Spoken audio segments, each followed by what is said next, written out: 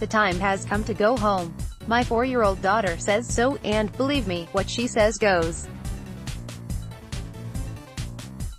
But Cactus League schedule also says that, with the Texas Rangers down to their final 6 games in Arizona, 2 of those are Thursday, and the one Sunday will have either no major league players in it or maybe a pitcher or 2.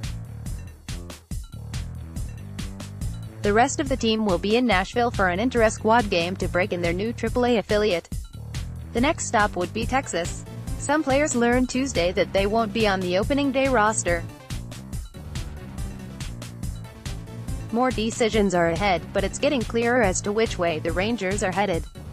Here's the surprise 5 from Tuesday and a 3-2 victory over the Milwaukee Brewers. 1. The final roster projection by the Star-Telegram was blown up less than 18 hours after it was posted. Matt Davidson has been told he won't make the team. Our final guess had him as one of 2 extra infielders, but that ship sailed fairly early Tuesday morning as general manager John Daniels announced that he and 4 others were told they won't be on the opening day roster. The other 4, catchers Jose Trevino and Jet Bandy, and infielders Nolan Fontana and Chase Darno, don't rate as surprises. Davidson does after his fast start to the Cactus League schedule and the intrigue of his ability to pitch. But he has been squeezed off to work on his hitting, a decision that all but clinches a bench spot for veteran infielder Logan Forsythe, who can play all 4 infield spots. Danny Santana can also join him on the roster, and technically so can Willie Calhoun and Zach Granite. All 3 might need Joey Gallo's right groin strain to turn into a broken pelvis, but that would benefit only one of them.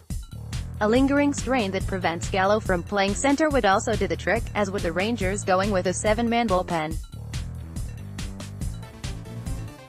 That is looking less likely, with Daniels admitting that he favors protecting the pitching staff rather than having an extra position player. While that could be trouble for Santana, Calhoun and Forsythe, that could be an opening for right-hander Jason Hamill. Rule 5 pick Jordan Romano, are 2 from the group of the 3 left-handers bidding for a rotation spot: Jeffrey Springs, Brett Martin and Kyle Bird. Players who can opt out of their minor league deals, and any possible retention clauses, will be dealt with Saturday. Hunter Pence, Forsythe, Hamill and Santana fall into that group. More answers to the remaining roster questions are coming. 2. Throw out the prospects rankings. Manager Chris Woodward says that the Rangers will have a player in the minors to start the season who might be only a few seasons away from being one of the elite right-handed hitters in baseball. Those were the words Woodward used in talking about Davidson only minutes after telling the corner infielder that he isn't going to be on the Rangers' opening day roster. "It isn't fair," Woodward said, "to ask a player going through a major swing overhaul to keep improving with limited at-bats. Davidson needs to play every day to continuing developing a swing that Woodward believes can make him an elite player. Ray Davis better figure out a way to get his wallet unstuck from his pocket to pay Davidson. He's close," Woodward said. "He's close, and I've told them this many times, he's close to being very, I wouldn't just say a good big league hitter. He's got ability that not a lot of guys have.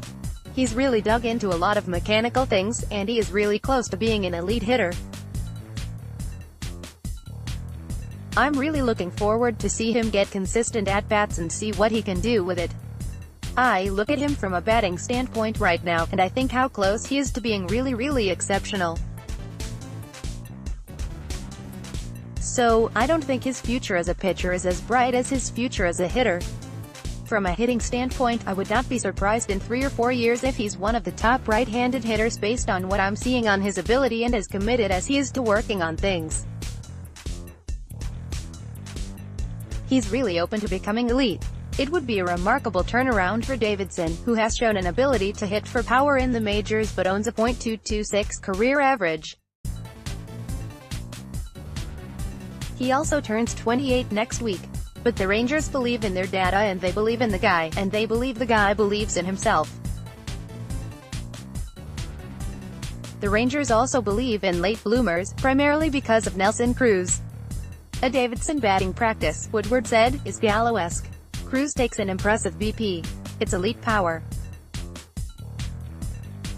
After Cruz didn't make the team in 2008 and cleared waivers, he changed his swing at AAA Oklahoma City and became the Babe Ruth of AAA. He could also hit a little. Maybe that's what Davidson will find this season in Nashville.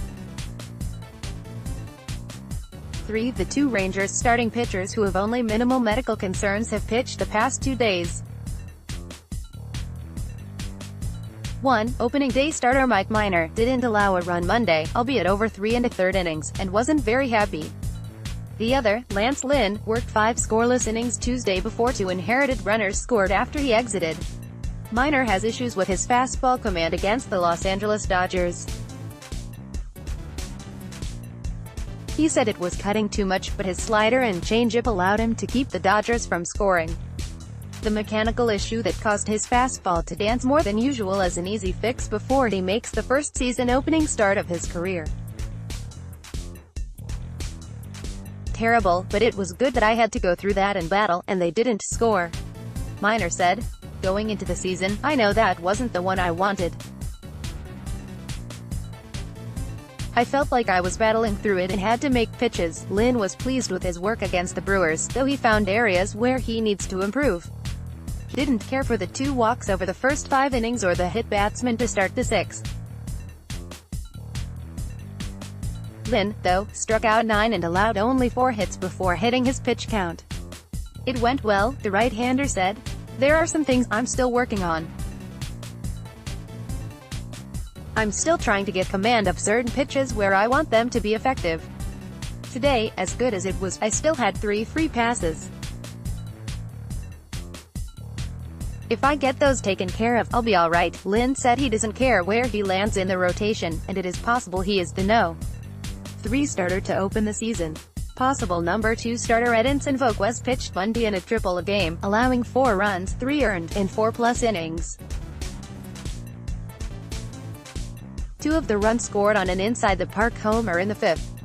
The Rangers are considering swapping Lynn and Volquez to break up the 3 Tommy John pitchers. They are on the same schedule now, and Volquez and Lynn are not going to go to Nashville on Sunday so that they can get another start before the season either Sunday against the Royals or in a minor league game. As long as you make all your starts throughout the year, you're going to have 30+ starts, Lynn said. It really doesn't matter. 4. Gallo spent ample time Tuesday morning in the batting cages, lending more proof to his insistence that his groin injury isn't serious and continues to improve. The left fielder said that he spent time in the cages Monday in addition to playing catch and running on an underwater treadmill. He did everything without any issues. It remains uncertain when he will return to the lineup, but he might be done in Arizona. One plan he has in mind is to play Sunday at Nashville and Monday and Tuesday against the Cleveland Indians at Globe Life Park. He wants at-bats to get back in a groove before the March 28 season opener against the Chicago Cubs. First baseman Ronald Guzman, left knee, is also improving. He is a candidate to return to his post at first base Wednesday.